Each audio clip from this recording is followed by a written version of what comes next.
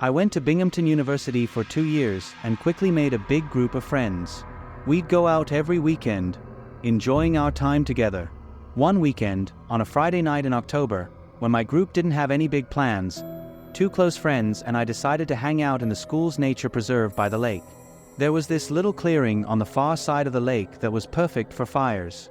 It was so far from the view of the school or campus security that kids would sometimes come here to smoke pot, drink, and do basically all the other drugs. It was a relatively unknown spot on campus, and we liked that about it. Tonight, we just brought a bunch of beers, lit a fire, and hung out, having what we referred to at the time as a brochette. As the night progressed, time seemed to pass quicker as the alcohol began to take effect. Eventually, we were all laughing so hard that one of my friends was rolling in the leaves. Then suddenly, my other friend stopped laughing and said, "Did you hear that?" We all perked up and listened, hearing the crunching of leaves and branches in the distance. We quickly threw our bottles into the lake since we were all under 21 and it wasn't unheard of for campus police to come through the woods on weekends to catch kids doing drugs. We tucked the rest of the beers into a backpack. I was moderately drunk, so my paranoia was higher than usual. That was probably the case for all of us. The fire exposed us to anyone passing through the woods, but this spot was so unknown and far from campus that it was rare to find anybody else that deep into the woods. It sounded like just one person in the distance. The sound of a tree branch snapping not too far away freaked all of us out. None of us were really the confrontational type, so we lacked that one person who would have the confidence to stand up and yell out to whoever was out there. Instead, we all just sat in silence, shushing each other. We heard what seemed to be somebody or something circling us, or at least walking around in a C shape around our little campsite. It literally started to feel like we were in the movie The Blair Witch Project, with these sounds in the near distance, like cracking tree branches and leaves crunching on the ground, echoing over to our campsite. We laughed about it at first, but fear soon started to take over.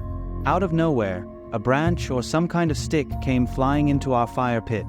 One of my friends immediately got up and ran, while the other 2 of us looked at each other for half a second, half laughing, half concerned. Then, when my friend screamed as another branch hit him in the face, we grabbed the backpack and ran towards the dorm. When we got to the road that separates the nature preserve from the school campus, we stopped to catch our breath. We all kept looking back every 3 seconds, expecting someone to be behind us, but there never was. We didn't know what we expected to see, but whatever it was didn't follow us back to our dorms. That wasn't the end of it. From our dorm room window, we could see the entrance to the nature preserve.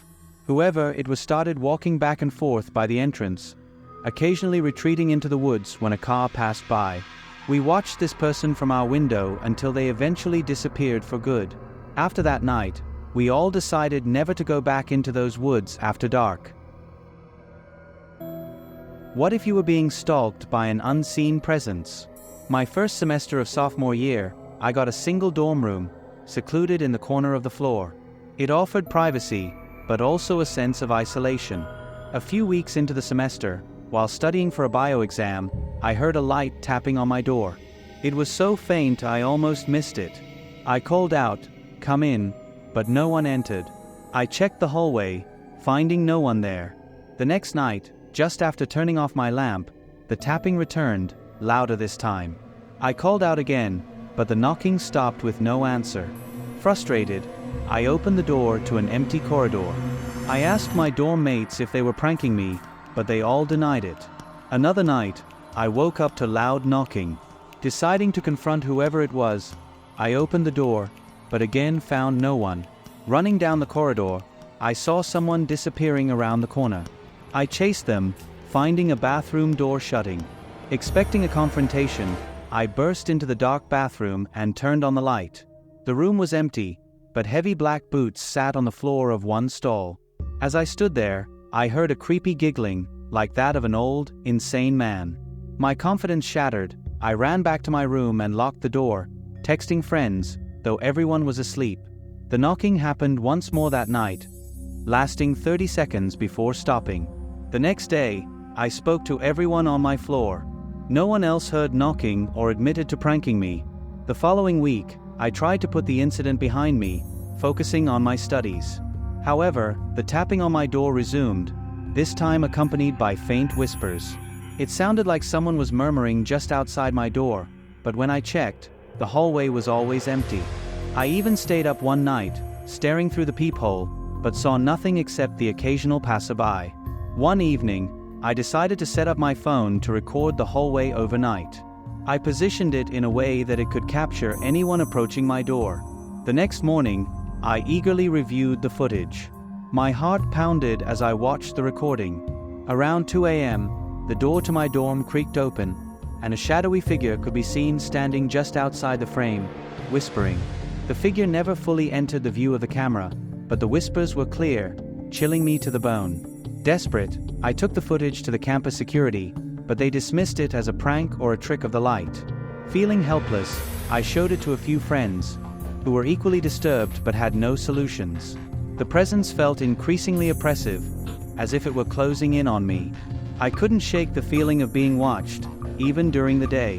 One night, as I lay in bed trying to sleep, the whispers turned into a low chant. I bolted upright, my heart racing. It felt like the voice was inside my room. I checked every corner, every shadow, but found nothing.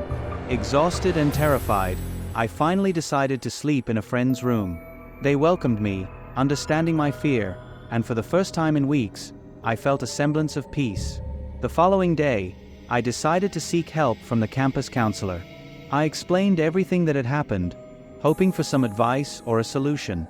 The counselor suggested it might be stress or anxiety, but recommended I keep a journal of the occurrences. I followed the advice, documenting every knock, whisper, and sighting.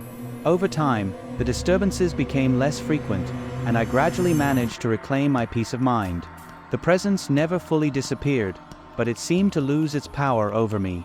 I learned to coexist with the unexplained, focusing on my studies and friends.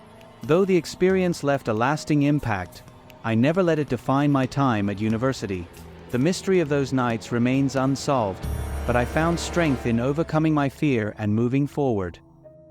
If you've ever experienced a chilling encounter while home alone or have a horror story to share, whether it's your own or one from a friend or nearby place, I want to hear it.